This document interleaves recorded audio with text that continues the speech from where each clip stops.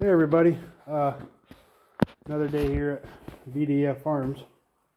Got a lot done to the planter today. I was pretty excited. I had some parts show up. Don't mind this. Been busy. Got the engine pulled out of that. Got it all tore apart, put back together. For the most part, my governor's all messed up, waiting on a new one of those, an oil pan gasket. It's all rebuilt, ready to put back in. I got quite a bit done to the planter. So I talked about putting tubes down the coulters. And I got 3 of the 4 done, and I couldn't do the 4th one because it's the one that I had repaired with the pipe in it. And I have to cut the repair out. I have to cut the pipe out to do what I want to do, and I'll show you that here in a minute. But, so here's the tubes. It's, I want to say it's 1/4 inch. No, 5/16 stainless steel with a 5/16 stainless steel clamp, 1/4 inch bolt, and then a 5/16 to 3/8 barb fitting.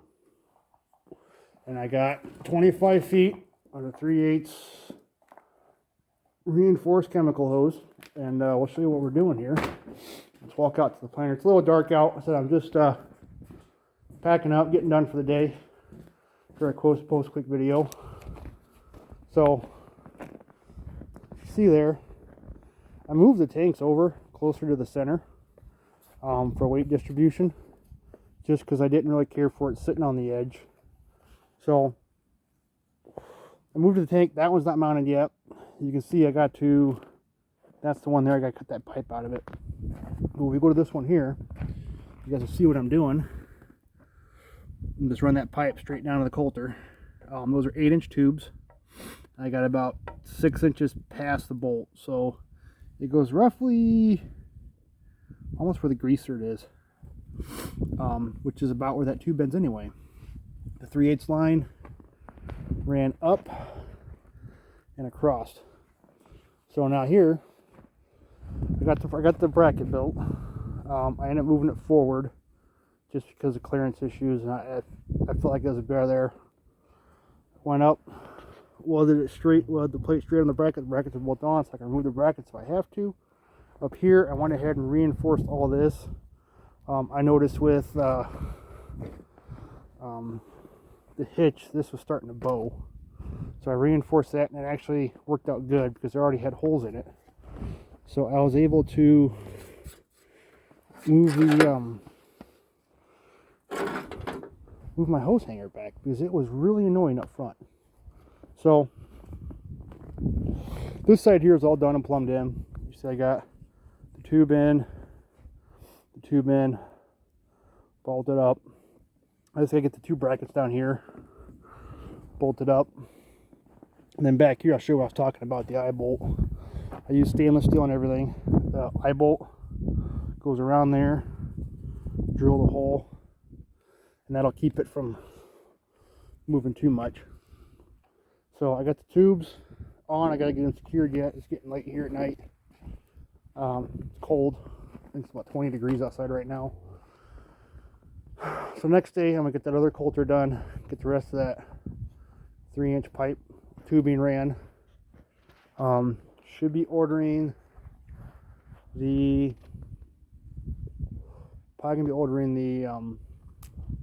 flow meters next. I can pretty much do everything without the pump. I'm gonna get the pump last. To protect the pump, I have an old boat battery box that I'm gonna be using. And put it all in the battery box. Bolt the battery box to that bracket. Put the pump in there, drill a couple holes. Put the pump in and run the hoses out to it.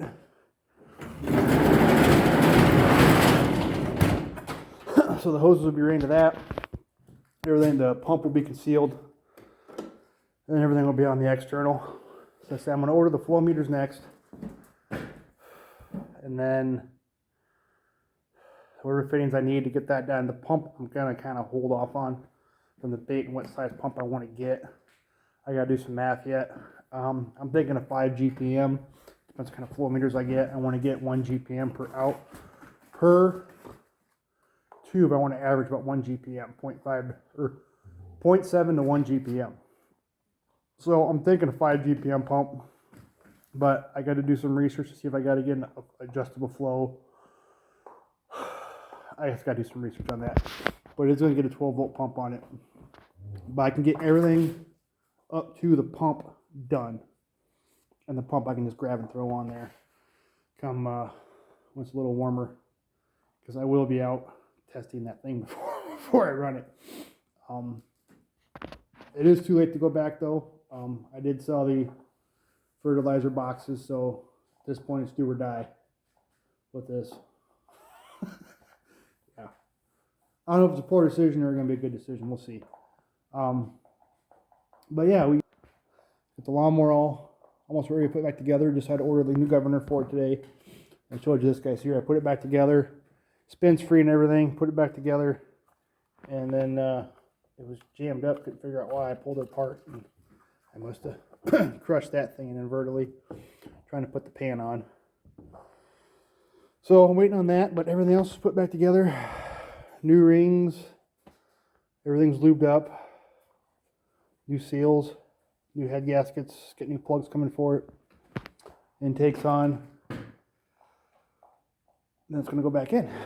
So just try to give you a quick update on how far we got with the 494 planter. I want to keep you guys updated as we go along. I know this is kind of something I've never seen done before. I don't know if anybody's ever done it before, but I'm certainly going to try to be the first and get it going. So it's December. January is a couple days away, so we're going to bring in the new year with a bang, hopefully. So if anybody finds these videos or finds them interesting, let me know. Let me know what you want to see. So I'm not really trying to do views, and I'm not really trying to get into all that. This is more of educational purposes in case somebody down the road wants to try something like this.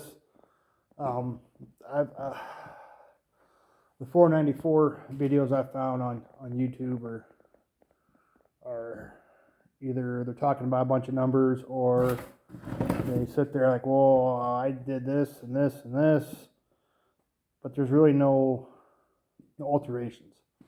You don't really see any repair videos on some of this stuff. You don't see any, there's nothing out there to really help people fix and modify equipment, especially the older stuff.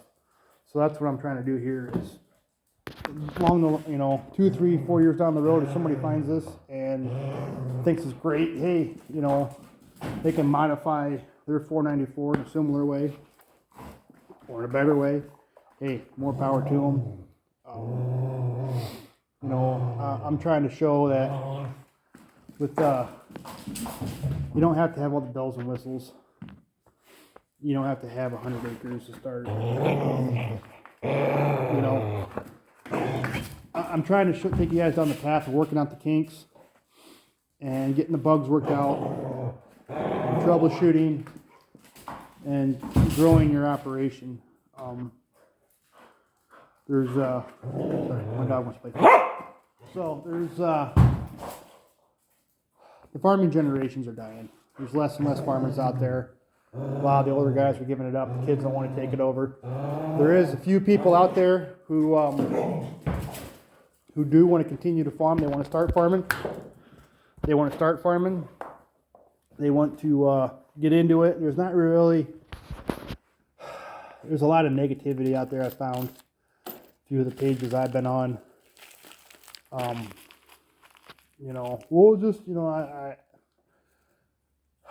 getting on a rant here. I'll say that for another video.